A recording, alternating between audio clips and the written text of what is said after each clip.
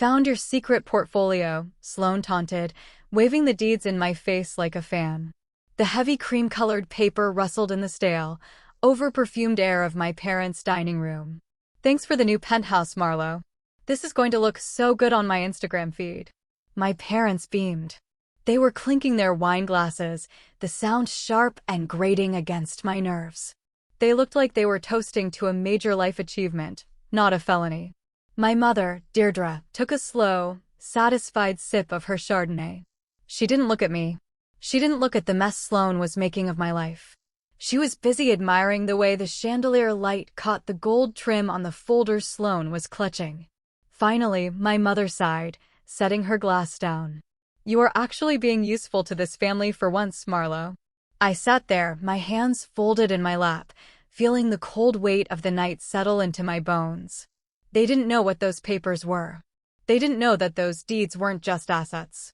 They didn't know that I wasn't just some legal assistant buried in boring, administrative paperwork. They saw me as the reliable, dull sister who spent her life fixing their mistakes.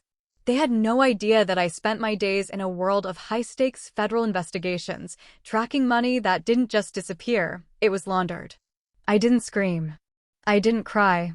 I didn't reach across the table to snatch the folders back. I just sat there, breathing in the smell of the roast beef and the suffocating scent of betrayal. My heart was a steady, rhythmic thud in my chest. I reached into my pocket and touched the cold, smooth glass of my phone. One tap. That was all it would take to turn their celebration into a crime scene. My father, Vaughn, leaned back in his chair, his face flushed with a mixture of wine and unearned pride. He looked at me with that patronizing pity he always wore when he spoke to me. Don't look so sour, Marlo. It's family money. It doesn't matter whose name is on the account. We all pitch in. You weren't using it anyway. You're just sitting on it like a dragon in a cave. I looked at him. He was the man who had taught me that survival meant silence. He was the man who had looked at me my entire life and seen nothing but a resource. I wasn't using it? I asked, my voice dangerously calm. Exactly, Sloane chimed in, her voice shrill with excitement. She was already mentally decorating the penthouse. She was already planning the housewarming party where she would pretend she bought the place with the earnings from her failing beauty brand. You have your little cubicle, your little paycheck, your little life. Why should you hoard such a massive asset when I have the platform and the vision to actually make something of it? You're just wasting it, Marlo. It's practically selfish. They really believed it. That was the most painful part. They didn't see themselves as thieves. They saw themselves as redistributors. They saw themselves as the heroes who were finally putting a piece of the pie into the hands of the visionary. They looked at me, sitting there in my blazer, and they saw a failure because I didn't have $1 million lifestyle to flaunt on social media.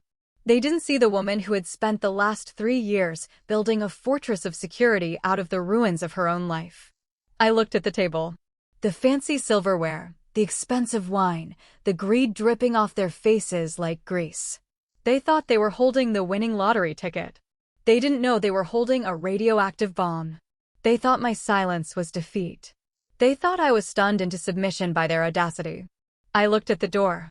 I looked at the windows. I looked at the clock on the wall. Time was ticking down. Everything I had worked for, everything I had protected, was currently in the hands of a woman who couldn't even balance her own checking account without overdrafting. Sign the transfer letter, Marlo, my mother said, sliding a pen across the mahogany table. It was a cheap plastic pen, the kind you get at a bank for free. It was the perfect instrument for the transaction. The notary is coming tomorrow. We just need your authorization on the deeds today, so the handover goes smoothly. Don't make a scene. You know how sensitive Sloane is about her future. I looked at the pen. It felt like a weight in my hand. They didn't just want the money. They wanted my permission. They wanted me to validate their theft so they could sleep at night. They wanted me to be an accomplice to my own ruin. I looked at Sloane, her eyes bright with the anticipation of wealth she hadn't earned. I looked at my parents, their faces twisted in that smug, entitled expression I had grown up with. I didn't say a word. I just waited. The clock kept ticking. I had tried to be a good daughter. I had tried to be a good sister. I had paid the bills. I had covered the debts. I had stayed silent while they treated me like a ghost in my own family. But tonight, the rules of the game had changed. And they had no idea just how badly they were about to lose. The silence in the room was deafening. They expected a fight, or perhaps a breakdown. They didn't expect the utter, chilling calm that had washed over me. I wasn't just Marlo the legal assistant anymore. I was the person they should have feared all along. Are you going to sign it, or do we have to sit here all night? Sloane snapped, her patience wearing thin. She was never good at waiting. She was used to getting what she wanted, when she wanted it, by simply demanding it. I'm thinking about it, I said, my voice barely above a whisper. Think faster, my father laughed. I took a slow breath, feeling the cold air hit my lungs. The game was beginning. People say you can't choose your family, and God, how I wish that was just a saying. For me, it was a sentence. Growing up, I was the invisible one. Sloane was the golden child, the one who could do no wrong, even when she was doing everything wrong. She was the star, the influencer, the one whose dreams were worth everything, while my dreams were just background noise. I remember when I was 18, I'd spent 2 years working at a diner, saving every single tip for my college fund. I had this beat-up shoebox under my bed that was filled with cash and deposit slips. It wasn't much, maybe a few $1,000s, but to me, it was my ticket out. It was my freedom. I came home one day to find my room ransacked. The shoebox was empty. Sloane was in the living room, showing off a new wardrobe she'd bought for a brand-building trip to Dubai. She didn't even have the decency to lie well. She told my parents it was a gift from an anonymous follower. My parents, of course, believed her. They called it manifesting success. When I confronted them about my missing savings, they told me I was being petty. They said Sloane had potential, and that my money had helped invest in her future. I had to work 2 jobs for the next 3 years to pay for community college, while watching Sloane's Instagram filled with photos of her partying in the desert. That was the first exhibit in the Museum of Pain. Then there was the loan. At 23, I was finally getting my head above water. I had a decent job and was slowly, painfully building my credit score. Vaughn, my father, called me in a panic. He had invested in a restaurant concept that was doomed from the start. He needed a guarantor for a massive bank loan to cover his losses. He didn't ask, he demanded. He told me that if I didn't sign, I was letting the family lose the house. I was young, terrified, and desperate for their approval, so I signed. He defaulted 6 months later. I spent the next 5 years paying off his debt, my credit score tanking so hard I couldn't even get a decent apartment. I lived in a studio that smelled of mildew and regret, watching my father act like he hadn't just sacrificed my financial future to save his pride. I had to eat canned for months just to keep the bank from garnishing the little paycheck I had. That was the second exhibit. And the third. God, the third one still stings the most. It wasn't about money. It was about loyalty. I had a rescue dog, a beautiful, gentle soul named Barnaby. He was the only thing in my life that didn't ask for anything, the only thing that actually loved me back. He was my rock through all the nights I cried in that mildew-smelling apartment. Sloane decided she wanted a purebred puppy, something aesthetic, for her social media. But she was too lazy to train it. When she realized a puppy was actual work, she decided she didn't want it. And instead of rehoming it properly, she just dumped it. But that wasn't the worst part. My mother, Deirdre, decided that my dog, Barnaby, was too much work and cluttered up the house whenever they came to visit. She didn't ask me. She didn't even tell me. She just gave him away to some random person she found on the internet while I was at work. When I came home and found him gone, she told me he ran away. I found out the truth months later from a neighbor. I didn't speak to them for a year after that. But they just called me difficult and dramatic, as if my grief was an inconvenience to them. I lived in their house, I ate their food, I walked through their doors, but I was never really part of the family. I was just the infrastructure. I was the plumbing, the electricity, the Wi-Fi. You don't appreciate the plumbing until it breaks.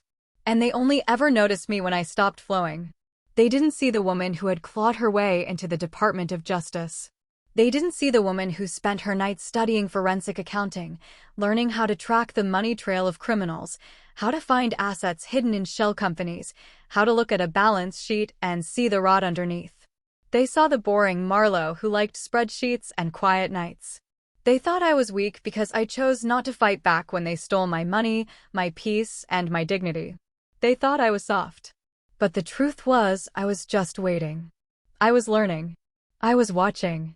The more they took, the more I built. I didn't save my money in a bank account they could access. I learned how to move assets. I learned about trusts, about offshore accounts, about holding companies. I learned how to protect myself from the very people who were supposed to be my protectors. And then I made a mistake. A single, foolish mistake. I brought the work home. I had these deeds, these high-value properties that were under investigation as part of a major asset forfeiture case against a cartel front. My office building was having asbestos abatement done, and we were told to secure all sensitive materials in our homes or a remote secure site over the weekend. I thought my home safe was secure. I thought my family wouldn't dare touch it. I thought, for just one moment, that they were still human enough to respect my boundaries. How wrong I was. They didn't see boundaries. They saw an unlocked door. They took the code I had given them years ago back when I was still desperate for their love, and they used it to raid my sanctuary. They didn't see evidence of a federal crime. They saw a little portfolio they could liquidate to fund Sloane's latest delusional dream. They didn't know that every single one of those deeds had a tracking device, a digital signature, a failsafe. They didn't know that by removing them from my Faraday-shielded safe, they had effectively tripped a silent alarm that was already pinging the Department of Justice's alert system. I sat there at the table, listening to them talk about how they were going to spend my life, and I realized that the Museum of Pain was finally closed. They were about to build a new exhibit, and it was going to be the biggest one yet. Sloane was in her element.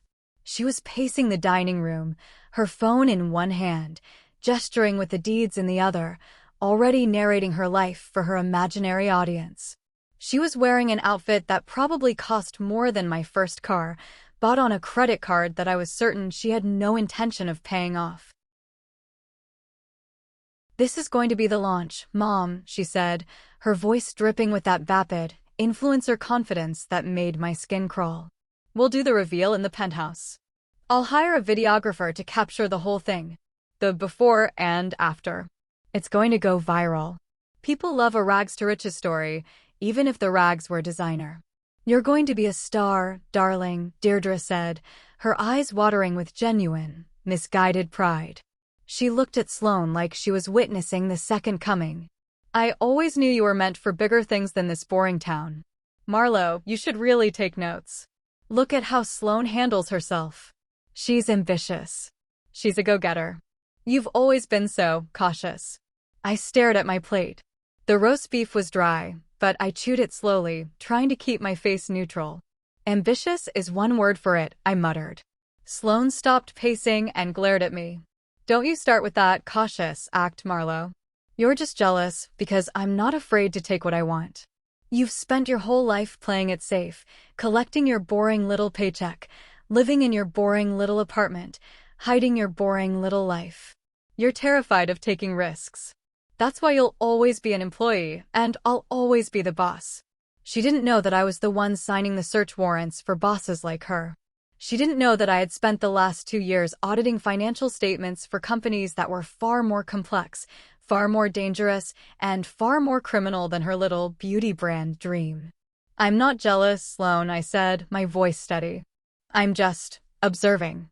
"Observing what?" Vaughn asked, leaning forward, his eyes narrowed. "You seem awfully quiet. Usually, you're the one lecturing us about responsibility and long-term consequences. Where's that tired old lecture now?" "I'm just realizing that some lessons are harder to learn than others," I said. Sloane laughed, a brittle, high-pitched sound. "Oh, save it for the blog, Marlowe. I don't need a lecture from the girl who works for a bunch of suits at a real estate firm. Honestly, I don't even know what you do all day. Do you just file papers? Do you staple things? It sounds so mind-numbingly dull. I would literally die if I had to sit in a cubicle all day." She didn't know that the real estate firm was a government-sanctioned front I used for my deep-cover investigations. She didn't know that this stapling she mocked was actually the assembly of ironclad evidence that had put cartels out of business. The irony was delicious. They were mocking me for being boring, for being safe, for being a worker bee, all while they were standing in the middle of a federal crime scene of their own making. They were so blinded by their own greed, so convinced that they were the smartest people in the room, that they hadn't even stopped to wonder why I would have access to documents worth millions of dollars. They just assumed I was a conduit. They assumed the wealth was just sitting there, waiting for them to claim it. Marlo, my mother said, her voice taking on that sharp, warning tone. Stop being so weird.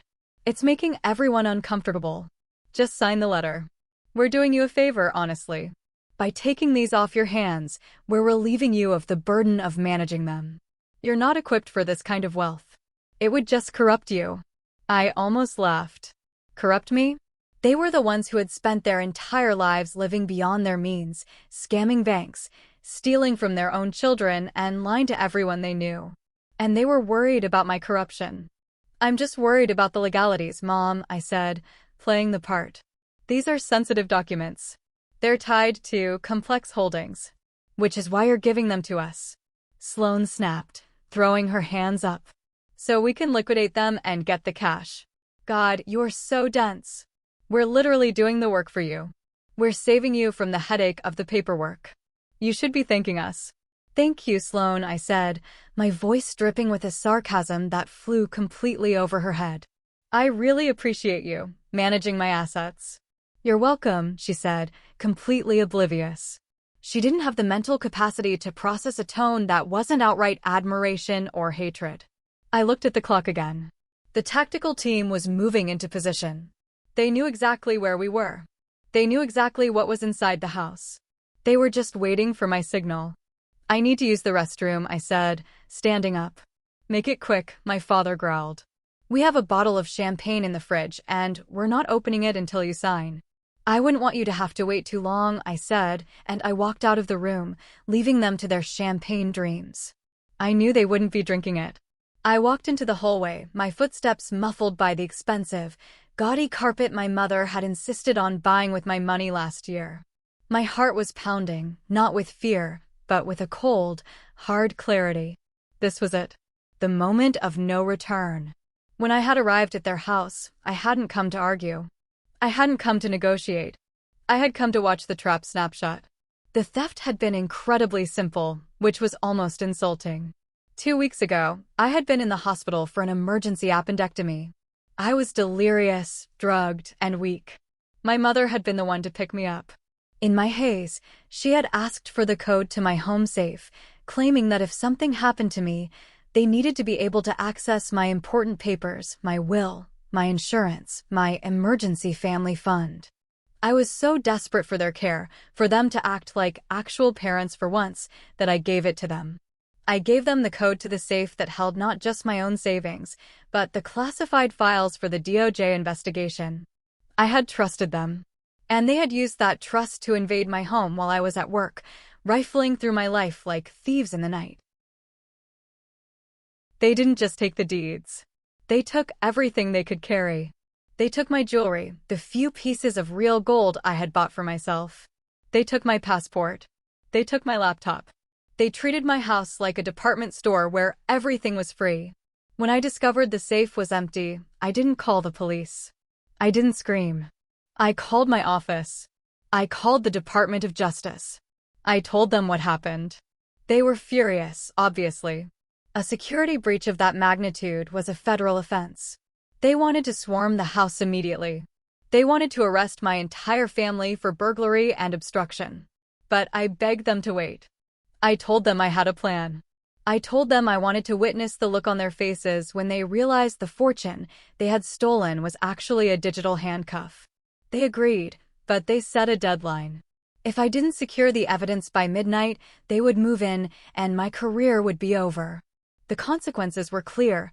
Failure meant my job, my reputation, and my freedom. They would charge me with negligence, with mishandling sensitive federal evidence. I was on the hook for everything. So, I had spent the last week in a state of absolute icy focus. I tracked the deeds. I knew exactly where they were. I knew they were sitting on the dining room table right now. I knew they were being celebrated. I reached the bathroom and locked the door. I pulled my phone out of my pocket. It was an encrypted device, secure, untraceable. I opened the app. A red dot pulsed on the screen, centered right over the dining room table. The tracking signal was rock solid. I pulled up the interface for the Department of Justice's Tactical Response Unit. I checked the status of the field agents. They were 2 blocks away, waiting for the signal. They were ready. I took a deep breath and looked at my reflection in the mirror. I looked tired. I looked older than 29. But I looked resolved. This is it, I whispered to the empty room. I thought about the years of abuse. I thought about the Dubai trip, the loan, the dog. I thought about every time they had looked at me and seen a servant, a bank, a doormat. They were going to lose everything tonight. And it wasn't just about the money. It was about the power. They had used their power to keep me small, to keep me silent, to keep me under their thumb. Tonight, I was going to use my power to break them. I checked my watch. 8:15 p.m. The dinner was winding down. They were getting impatient. I opened the messaging app. I typed 2 words, proceed. Target. I sent it. The response was immediate. Acknowledged. Breach in T-5 minutes. 5 minutes. 5 minutes until their entire world disintegrated. 5 minutes until the golden child became a felon. 5 minutes until the enabling parents became co-conspirators. I washed my face, splashed some cold water on my neck, and smoothed my hair. I needed to look composed. I needed to look like the woman they thought they knew. I unlocked the door and stepped back into the hallway. The house was quiet, except for the clatter of silverware and the sound of Sloane's grating laughter. They were still celebrating. They were still planning their future. They had no idea that their future had just been canceled. I walked back into the dining room. They were all sitting there, looking at me with expectant, hungry eyes. They were like vultures waiting for a carcass to be served. Well, my mother asked, her tone sharp. Did you think it over? Are you going to sign, or are we going to have to call your boss and tell them how difficult you're being? I sat down at the table. I picked up the plastic pen. It felt cold and hollow, just like them. I've thought about it, I said, my voice calm, almost conversational. And you're right, Mom. We should keep things in the family. A smile spread across my father's face, wide and toothy, like a shark smelling blood in the water. Good. That's my girl. But, I said, pausing for effect, I think we need to talk about the family part. Don't start, Marlo, Sloane said, rolling her eyes. Just sign the paper and let's go. I have a photo shoot in the morning. I think you'll find that your photo shoot is going to be delayed, I said. They looked at me confused. What are you talking about? My father asked. I'm talking about what's actually in those folders, I said. The clock on the wall hit 8:18. 3 minutes left. The silence was beginning to crack, tension creeping into the air. What is in them? My mother asked, her voice dropping. They're just deeds, Marlo. We know that. We looked at them. You looked at the covers, I said, a small, sad smile playing on my lips. You didn't look at the content. You didn't look at the serial numbers. You didn't look at the watermarks. Stop talking in riddles, Sloane snapped, her face flushing with irritation. Just sign the paper. I don't think I will, I said, and I set the pen down on the table. The room went absolutely still. Sloane was the first to react. She slammed her hand down on the table, the wine glasses rattling. Are you kidding me? We've been sitting here for an hour and you're pulling this? You're such a pathetic, attention-seeking loser, Marlo. You just want us to beg, don't you? You just want to feel important for once in your miserable life. My father wasn't laughing anymore. His face was a mask of cold, hard anger. Marlo, sign the paper. This isn't a game. You are not going to ruin this for your sister. You owe this family. I owe you nothing, I said, my voice clear and cutting. I have paid every debt, every loan, every investment. I have been your bank for 10 years. Tonight, the account is closed. My mother's face went pale. What did you say? I said the account is closed, I repeated. And Sloane? You should really check your Instagram feed. You might want to see what your followers are saying about your new penthouse.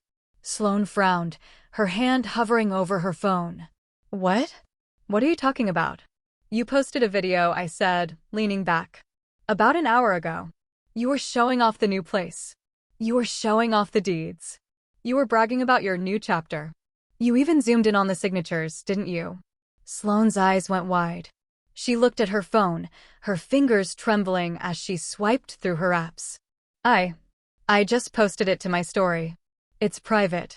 Nothing on the internet is private, Sloane, I said. Especially not when you're committing a felony in 4K resolution. The room temperature seemed to drop 10 degrees. My father looked at the folders, his eyes darting back and forth as if he were trying to read them for the first time. What are you talking about, Marlo? What felony? You didn't ask what was in the folders, I said. You didn't ask why I had them in a secure safe. You didn't ask why they were tracked. You just saw money. You saw greed. You saw a shortcut to the life you think you deserve. Sloane was staring at her phone screen, her face drained of color. People are commenting, she whispered. They're asking where I got these. They're saying they look like government documents. One of them said they recognized the department seal. That's because it is a government document, I said. Those deeds are federal property. They were seized as part of a multi-million-dollar money laundering operation run by the Sinaloa cartel. They are evidence. Federal evidence. My mother let out a sharp, gasping sound. Cartel? Marlo, what are you saying? I'm saying you didn't rob a bank account, I said. You robbed the United States government. You didn't steal money for a penthouse. You stole evidence for a criminal investigation. Sloane's hand started to shake so violently that she dropped her phone on the table. It slid across the wood and landed in a puddle of spilled wine. No, this is a joke. You're lying. You're just trying to scare us so we give them back. Does this look like a joke to you? I asked, looking at the door. The sound of heavy, armored boots echoed in the hallway. The house seemed to vibrate as a dozen tactical units slammed into the front door. The wood splintered, the door flew off its hinges, and the room was suddenly filled with the blinding glare of high-powered tactical lights. Federal agents. Get down. Hands where we can see them. The room erupted into chaos. My father scrambled to get up, only to be shoved back down into his chair by an agent who moved with the speed of a striking cobra. My mother screamed, a high, piercing sound that cut through the air. Sloane just stared, paralyzed, the deeds still clutched in her trembling hands. Sloane, drop the documents.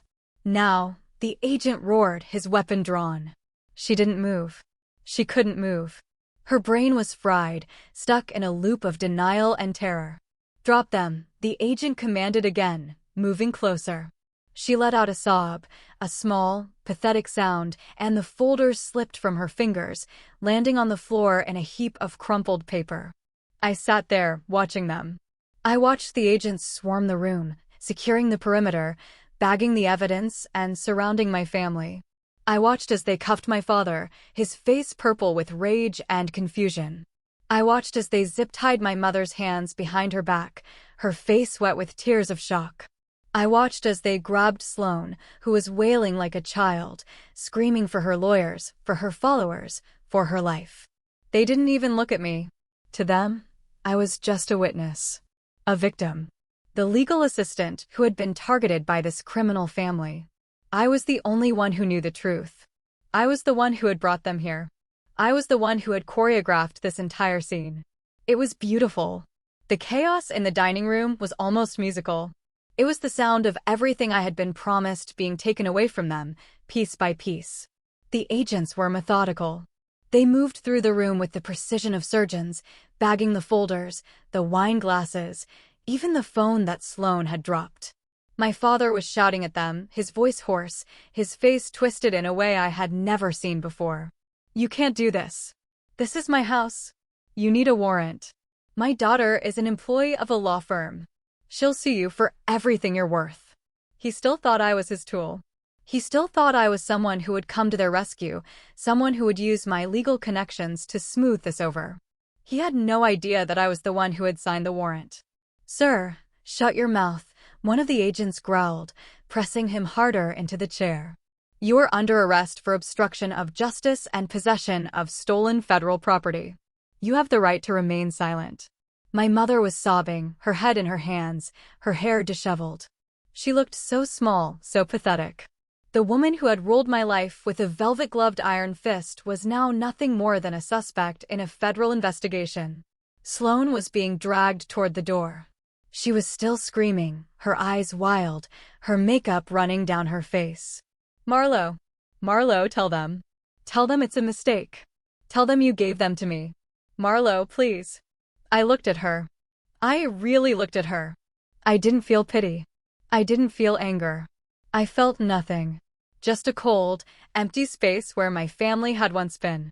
"I can't do that, Sloane," I said, my voice steady and quiet. "Because I didn't give them to you. You stole them." She stared at me, her mouth hanging open, her eyes filled with a sudden, dawning realization. She realized that I wasn't going to save her. She realized that I was the one who had put her there. The lead agent, Hayes, walked over to me. He was a man of few words, a professional who had seen everything. He looked at me, then at the scene around us. "Marlo? Everything okay?" "I'm fine, Agent Hayes," I said, standing up. "Thank you for the prompt response." "You did good," he said, and he nodded toward the exit. "We've got it from here. You might want to get out of here before the press gets wind of this. This is going to be a big one." "I'm sure it will be," I said. I turned to leave. I had to pass my mother, who was still sitting at the table, her face buried in her hands. As I walked by, she looked up, her eyes red-rimmed and desperate. "Marlo, please," she whispered. "They're your family. How could you do this?" I stopped. I looked at her, and for the first time in my life, I felt truly, absolutely free.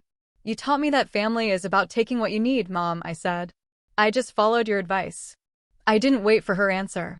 I walked out of the house, out into the cool night air. The street was lined with black SUVs, their lights flashing in the darkness. It looked like a movie set. I walked to my car parked 2 blocks away. I sat in the driver's seat and just breathed. The adrenaline was fading, replaced by a strange, quiet sense of peace. The weight that had been on my chest for years, the weight of expectations, the weight of debt, the weight of the lies, was gone. I picked up my phone and opened the app again. I tapped the icon that said "Case Closed." The red dot vanished. The tracker was off. I was done. I thought about what came next. There would be a trial. There would be questions. There would be news articles about the influencer arrested for cartel money. There would be long, drawn-out legal battles. But that was for them to deal with. I was a witness. I was the victim. I was the person who had discovered the theft and reported it. I was the golden child now. I started the engine and drove away, leaving behind the house that had been my prison. I wasn't going home. I was going to a place where I could sleep, really sleep, for the first time in my life. The world was big, and for the first time, it felt like it belonged to me. Thank you for reading along with me. This story has been a journey, and I'm so glad you decided to stick around until this point. If you have been following closely, I want to see you in the comments. Drop a comment that says, "I'm Win," so I know you're part of the silent warriors who made it to the end of this chapter. I promise to personally heart and reply to everyone who uses that phrase. It means a lot to me. The morning after the raid, I woke up in a secure hotel room paid for by the Department of Justice. The silence in the room was heavy, but for the first time in my 29 years, it was a peaceful silence. There was no mother demanding I run her errands. There was no father complaining about his latest failed investment. And there was no sister demanding I fund her imaginary empire. I turned on my secure phone, the one the department had issued me. My personal phone, which I had left in my car's glove compartment, was probably melting down by now. I knew the extended family would be acting like a swarm of angry hornets. In family drama like mine, there is always a group of flying monkeys, the aunts, uncles, and cousins who never actually help, but are always the first to judge. Agent Hayes called me at 8 in the morning. His voice was all business, gravelly, and sharp. "Marlo, the assets are secure in the federal vault. $12,500,000 worth of real estate deeds safely logged into evidence. You did your job. And my family? I asked, looking out the hotel window at the city skyline. They spent the night in federal holding, Hayes replied. They are currently being processed. Your sister has not stopped crying since we put her in the squad car. Your parents are demanding to speak to the manager of the FBI, which is entertaining, to say the least. But here is the thing, Marlo. They're allowed one phone call soon. And we know they are going to call their lawyer and then they are going to mobilize your relatives. You need to be prepared for the backlash. Family revenge can be ugly, especially when they realize they have lost their favorite punching bag. He was right. By noon, my personal phone had over 100 missed calls and 300 text messages. I scrolled through them while eating a room service sandwich that tasted better than any meal I had ever eaten in my parents' house. The messages were a masterclass in gaslighting and guilt-tripping. My Aunt Susan wrote, Marlo, how could you do this to your own flesh and blood? Your mother is in a concrete cell. You need to go to the police and tell them you made a mistake. You are humiliating us all. My Uncle Gary, who had once borrowed $5,000 from me and never paid it back, left a voicemail that was borderline threatening. You listen to me, you ungrateful little brat. You think you are so smart with your government job? You are tearing this family apart over some stupid paperwork. You fix this, or you are dead to us. They were all using the same script. I was the villain. I was the traitor. I was the one who was humiliating the family. They didn't care that Sloan had stolen federal evidence. They didn't care that my parents had aided and abetted a felony involving a massive money laundering syndicate. They only cared that the illusion of our perfect, respectable family had been shattered on the nightly news. I didn't reply to a single message. I just blocked the numbers, one by one. Every time I hit the block button, I felt a physical weight lift off my shoulders. But the real threat wasn't my clueless aunt or my deadbeat uncle.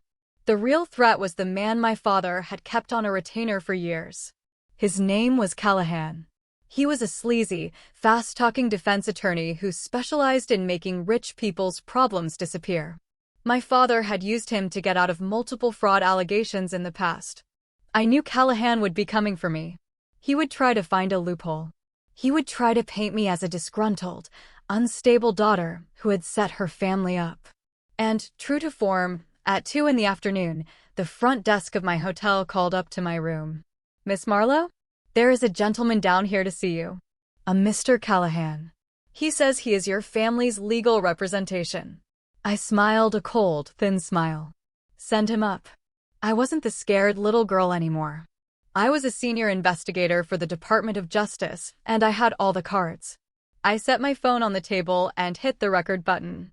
In a one-party consent state, everything Callahan was about to say was fair game. A few minutes later, there was a sharp knock on the door. I opened it to find Callahan standing there, wearing a suit that was too expensive and a smile that didn't reach his eyes. He looked me up and down, clearly underestimating me, just like my family always did. Marlo, he said, stepping into the room without being invited. We need to talk about this little misunderstanding before it gets out of hand. You have made your point. You got your revenge. Now it is time to put the toys away and get your family out of jail. I closed the door behind him and crossed my arms. It isn't a misunderstanding, Mr. Callahan. It is a federal indictment. What happened next was going to determine the rest of my life, and I was more than ready for the fight. Callahan chuckled, a patronizing sound that made my blood run cold. He walked over to the small sitting area in my hotel room and made himself comfortable on the sofa, spreading his arms across the backrest like he owned the place. Federal indictment, he repeated, shaking his head. Listen to you, throwing around big words. Marlo, I have known your father for 15 years. I know how this family operates. You have always been the quiet one, the reliable one. But this? Calling the feds on your own sister? It is a bit dramatic, don't you think? There is nothing dramatic about grand larceny, I replied, staying standing. Sloan stole classified documents. My parents facilitated the theft. They broke into my secure safe. Did they break in? Callahan asked, raising an eyebrow. Or did you give them the code? Because your mother tells me a very different story. She says you gave her the code willingly. She says you told her to go in there and get the paperwork for Sloan's new apartment. She says you are just throwing a tantrum because you felt left out of the celebration. I stared at him. The audacity was almost impressive. They were actually trying to spin this. They were trying to build a narrative where I was the mastermind who had lured them into a trap, making it look like I had gifted them the $12 million in cartel assets just to frame them. Mr. Callahan, let me stop you right there, I said, my voice steady. I am not a paralegal. I am not a secretary. I am a forensic auditor for the Asset Forfeiture Division. Do you really think I would hand over active evidence to my sister so she could post it on Instagram? Callahan waved his hand dismissively. Titles do not matter, sweetheart. What matters is what I can prove in court. And what I can prove is that a jealous, estranged daughter with a history of family conflict deliberately gave her family access to her home, handed them some fancy-looking papers, and then called her federal buddies to arrest them for a laugh. I will paint you as a vindictive sociopath. A jury will eat it up. You will lose your job, your security clearance, and probably face perjury charges yourself. He leaned forward, dropping the friendly act. His eyes were hard. Here is what is going to happen. You are going to call your boss. You are going to tell them you made a mistake. You are going to say you had authorized your mother to take those papers for safekeeping and that you panicked and filed a false report. You will drop the charges, and in return, your father promises not to sue you for emotional distress. I felt a surge of pure, unadulterated anger. They still thought they could bully me. They still thought I was the doormat who would fold under the slightest pressure. Are you offering me a bribe, Mr. Callahan? I asked softly. Or are you threatening a federal agent? Callahan scoffed. I am giving you a reality check. You cannot fight your own blood, Marlowe. You will lose. They have the money, they have the connections, and they have me. They have nothing, I corrected him. And neither do you. I walked over to the table and picked up my secure phone. I tapped the screen and played back a piece of audio I had retrieved from my home security system the night before. I had cameras hidden in my living room. I had never told my family about them. The audio started playing, clear and crisp. It was my mother's voice. Just grab the folders with the red seals, Sloan. Marlowe said she had a huge portfolio hidden in here. We will just take the deeds, get Callahan to transfer the names, and she will never have the guts to ask for them back. She owes us for everything we have done for her. Then came Sloane's voice, giggling. God, she is such an idiot. Thanks for the college fund, sis. Let's get out of here before she gets off work. Callahan's face went rigid. The color drained from his cheeks. He stared at the phone in my hand as if it had turned into a poisonous snake. My house is wired with high-definition audio and video, I told him, enjoying the look of sheer panic creeping into his eyes. I have footage of them entering the code. I have footage of them discussing the theft. I have footage of them acknowledging that they were taking my property without my consent. And thanks to Sloane's little Instagram stunt, I have public proof that she knew she was handling government seals. I paused, letting the silence hang in the air. But that is not the best part, Mr. Callahan. The best part is that my mother mentioned your name. She said she was going to get you to transfer the names on stolen federal property. Callahan stood up so fast he almost knocked the coffee table over. That is hearsay. I had no knowledge of their actions. Maybe, I said, smiling. But the DOJ is very thorough. When I give this recording to Agent Hayes, they are going to subpoena your office. They are going to audit every file, every email, every bank transfer you have ever done for my father. And considering my father's history of bad investments, I am guessing they are going to find a lot of creative accounting. Callahan was sweating now. The confident, slick lawyer from 5 minutes ago was gone. He realized he had just walked into a buzzsaw. You are destroying your family, he whispered, his voice trembling. No, I said, opening the hotel door and gesturing for him to leave. They destroyed themselves. I am just providing the receipts. Have a nice day, Mr. Callahan. I suggest you get your own lawyer. He practically ran out of the room. I closed the door and locked it. I had neutralized the flying monkeys and the corrupt lawyer. But the hardest part was still coming. The family drama wasn't over until the judge banged the gavel. Would they finally take responsibility, or would they fight me to the bitter end? 2 days later, The reality of federal detention finally began to set in for my family. The Department of Justice had frozen all of their bank accounts pending the investigation. Their credit cards were declined. The fancy cars my father loved to flaunt were impounded because they had been bought with money he had fraudulently moved through his businesses, something the auditors discovered while looking into Callahan's records. I was sitting in my office at the department, finalizing the paperwork for the cartel case, when my phone rang. It was an automated message from the Federal Correctional Facility. You have a prepaid call from an inmate at the Metropolitan Detention Center. To accept, press 1. I pressed 1. Marlo? Marlo, are you there? It was my mother. Her voice sounded thin, raspy, and completely broken. The arrogant woman who had demanded I sign away my life was gone, replaced by someone who sounded terrified.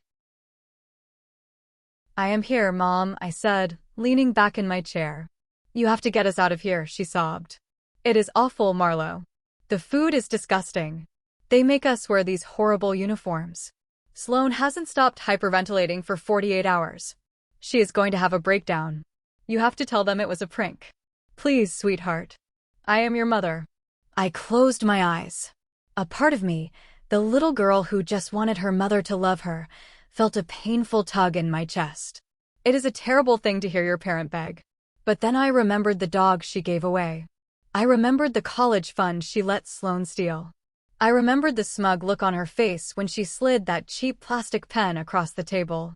It wasn't a prank, Mom, I said, my voice empty of emotion. You stole evidence. You broke the law. We didn't know, she wailed. We thought it was just regular money. We thought you were just hoarding it. We are a family, Marlo. Families share. We were just trying to help your sister get her start. You were trying to help her by robbing me, I corrected. And it wasn't my money. It belonged to the United States government. You can fix this, she insisted, her voice turning desperate and slightly angry again. She was reverting to her old habits. You work for them. You have influence. Tell them you gave us permission. Tell them we didn't know. If you don't do this, we are going to prison for years. Do you want that on your conscience? Do you want to be the daughter who destroyed her parents? My conscience is perfectly clear, I said. You made your choices. When you punched in the code to my safe, you made a choice.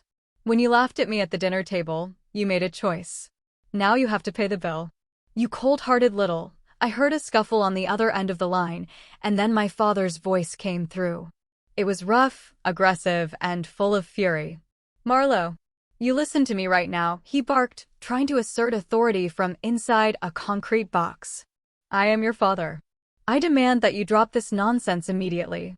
I just got off the phone with Callahan. He dropped us as clients. He says he won't touch this case. What did you say to him? I just played him a recording of you and Mom plotting to use him to launder stolen assets, I replied coolly. He decided his law license was more important than your friendship. My father cursed violently. You planned this. You set us up. You planted those documents there knowing we would find them. No, Dad, I said. I put them in a locked, radiation-shielded safe in my private home. You had to actively choose to break in. I didn't set you up. I just stopped protecting you from your own greed. You are going to regret this, he snarled. When I get out of here, I will make sure you have nothing. I will ruin you. You already tried to ruin me, Dad, I said softly. You used my credit. You took my money. You treated me like a bank. You have nothing left to threaten me with. You have no money, no lawyer, and no power. I am your father, he roared, but the automated voice cut in, announcing that there were 30 seconds remaining on the call. Goodbye, Dad, I said. I will see you at the trial. I hung up the phone. My hands were shaking slightly, but my heart was steady. The umbilical cord of guilt that had tied me to them for my entire life was finally severed. They were no longer my parents. They were just two criminals facing the justice system. But there was still one more person I had to deal with. Sloane, my golden sister. Her trial was going to be a separate spectacle, and knowing her, she would not go down quietly. What trick would she try to pull when the media spotlight finally turned on her? The news broke a week later. It was impossible to keep a story like this quiet. an aspiring lifestyle influencer known for her glamorous social media presence, arrested in a massive federal raid involving $12 million in cartel assets. It was clickbait heaven. The headlines were ruthless. From penthouse dreams to prison seams, one blog wrote. Influencer bust. The cartel connection, wrote another. The internet, which Sloan had worshipped and relied on for her self-worth, turned on her with brutal efficiency. Her followers didn't offer support, they offered mockery.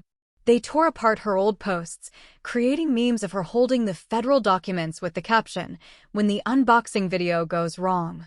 I watched the media circus from the safety of my office. I had been granted anonymity in the press releases to protect my identity as an undercover investigator. To the public, I was simply an unnamed federal agent who had cracked the case. Sloan's bail hearing was a disaster. Because she had actively destroyed a piece of federal evidence by tearing the deed with the embedded sensor, the judge deemed her a flight risk and a danger to the integrity of the case. She was denied bail. I sat in the back of the courtroom during the hearing, wearing a simple black suit, blending in with the gallery. When they brought Sloan out in an orange jumpsuit, her wrists shackled to her waist, the breath caught in my throat. She looked unrecognizable. Her hair, usually perfectly styled, was limp and greasy. Her face was pale, stripped of the expensive makeup she used to hide her insecurities. She looked around the courtroom, her eyes wide and panicked, searching for someone to save her. She looked at our parents' empty seats. She looked at the gallery.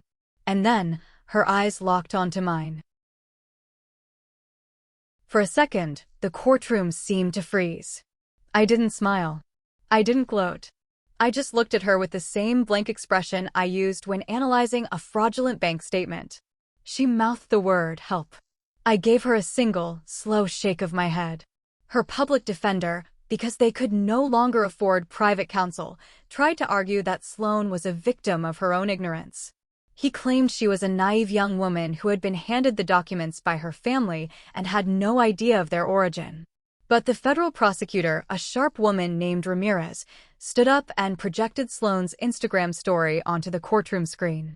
The video played, echoing loudly in the silent room. There was Sloan, laughing, holding the deeds with the red federal seals clearly visible. "Found my sister's secret stash. Thanks for the new penthouse, losers," she said in the video, right before zooming in on the official Department of Justice watermark. "Your Honor," Prosecutor Ramirez said, turning off the screen. The defendant not only possessed the stolen federal property, but she also broadcasted her possession to thousands of people, openly mocking the original custodian of the documents. Furthermore, we have forensic evidence that she intentionally tore one of the deeds, attempting to destroy what she believed was a tracking mechanism. This is not ignorance. This is willful, malicious obstruction. The judge agreed. As the gavel fell, denying her bail, Sloan let out a horrific scream. It wasn't the scream of an angry child, it was the scream of someone who finally realized that their actions had permanent, devastating consequences. "Marlo," she shrieked as the bailiffs dragged her away. Tell them you hate me. That is why you did this. You just hated me." I walked out of the courtroom before she finished screaming. I didn't hate her. Hate requires energy. Hate requires emotional investment. I had spent all my emotional investment trying to keep my family afloat for a decade. Now, my account was bankrupt. I felt nothing but a profound sense of relief. The trial dates were set. It was going to be a long, grueling process. The cartel lawyers were furious that their assets had been compromised, which added an entirely new layer of danger to the case.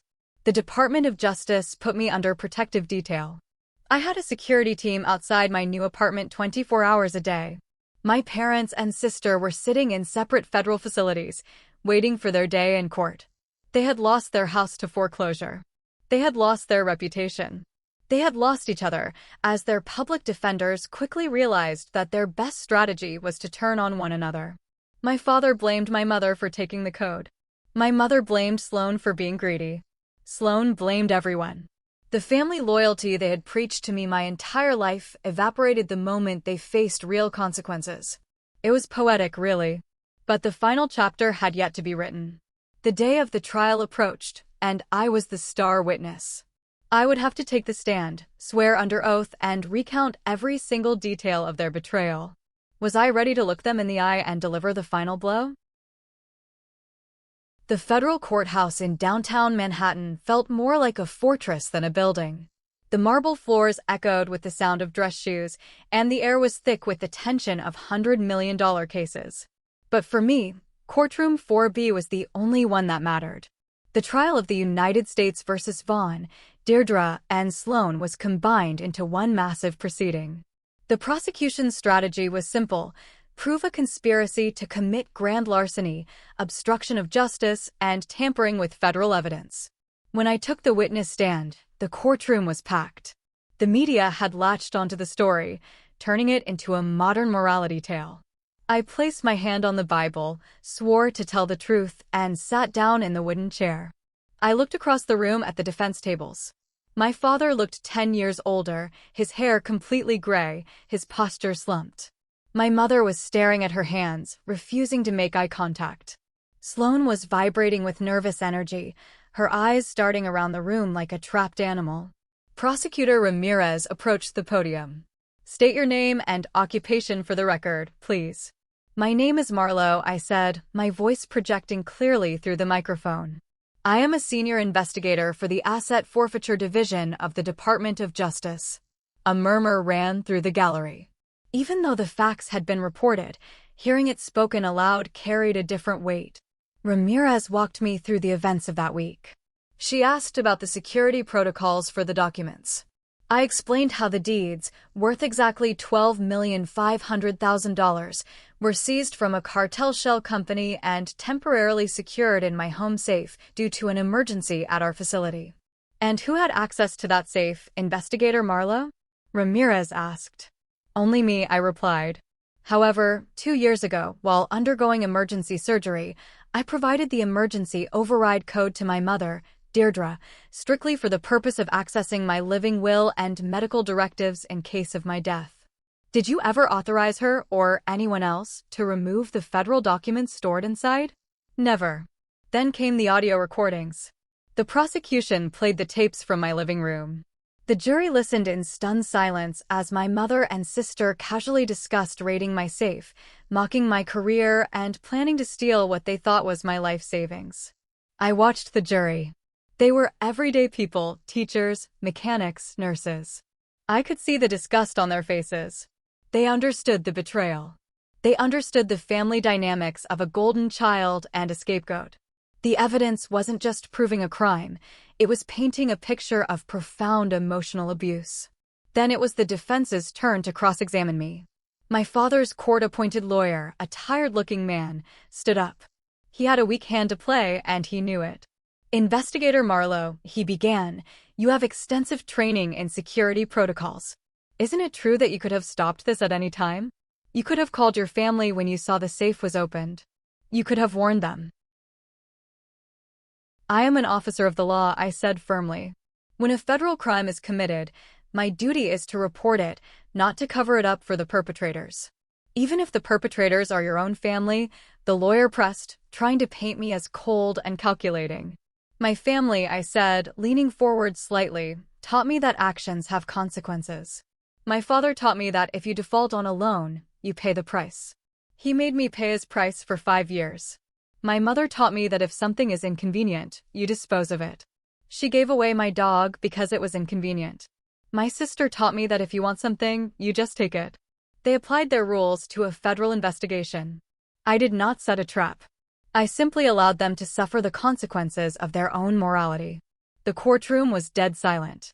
The lawyer swallowed hard, looked at his notes, and sighed. "No further questions, Your Honor." Over the next few days, the trial moved swiftly. The defense crumbled.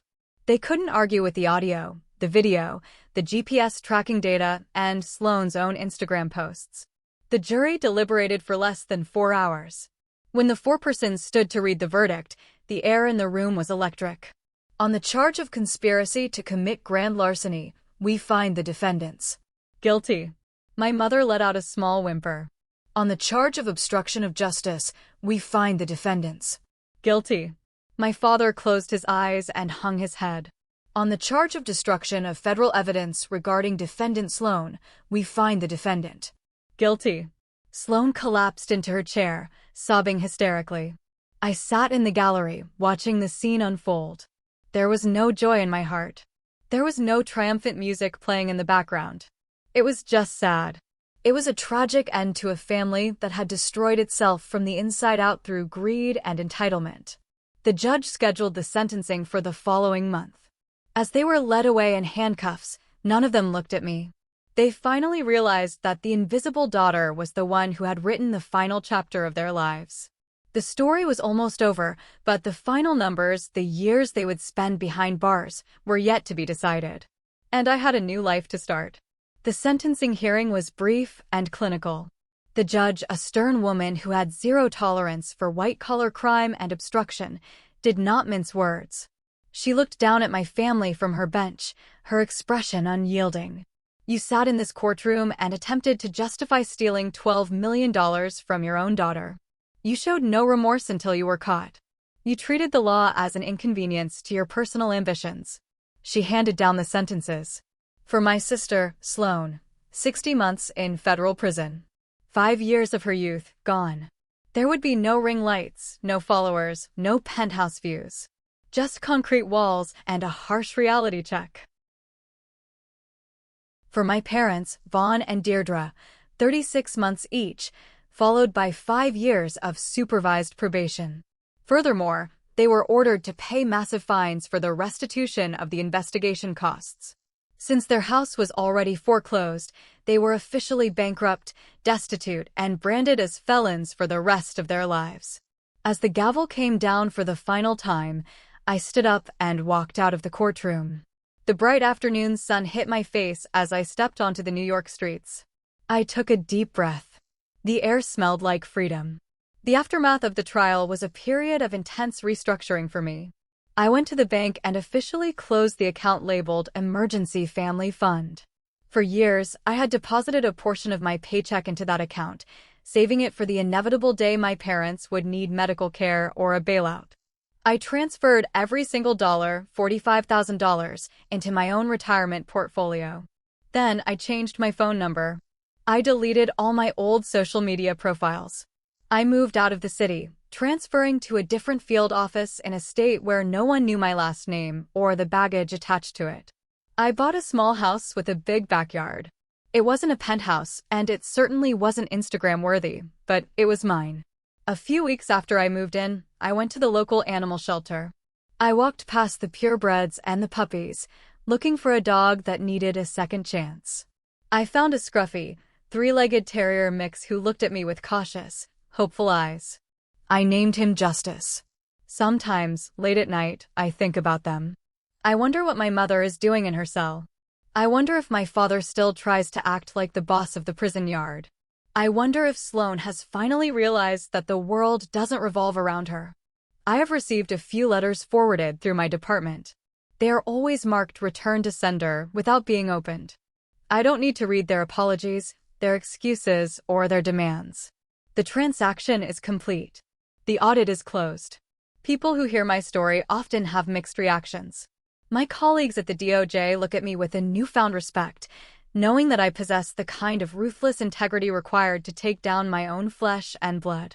But occasionally, through the grapevine of mutual acquaintances, I hear the whispers of the extended family. They still call me a cold-blooded monster. They say that blood is thicker than water, and that no matter what they did, I shouldn't have let them go to prison. They say I could have stopped the tactical team. They say I could have shown mercy. They say a good daughter would have forgiven them. But I realized something important during this whole ordeal. Forgiveness is a gift you give to people who are sorry. It is not a free pass for people who plan to keep hurting you. I didn't send them to prison. Their own greed, arrogance, and entitlement sent them to prison. I just provided the transportation. I traded my toxic family for my sanity, my career, and my future. And the receipt was paid in full. So, I turn to you, the jury of the internet. After hearing the entire story, from the years of financial abuse, the stolen college funds, the abandoned dog, to the theft of $12 million in federal evidence, what is your verdict? Do you think I went too far by letting the trap snap shut? Or did they get exactly what they deserved for treating me like a resource instead of a human being? Leave your thoughts below. I read every single one. Thank you so much for joining me on this journey. If you enjoyed this story and want to hear more crazy, emotional, and satisfying Reddit drama, please hit that like button, subscribe to the channel, and turn on the notification bell so you never miss an update. Stay strong, protect your peace, and I will see you in the next video.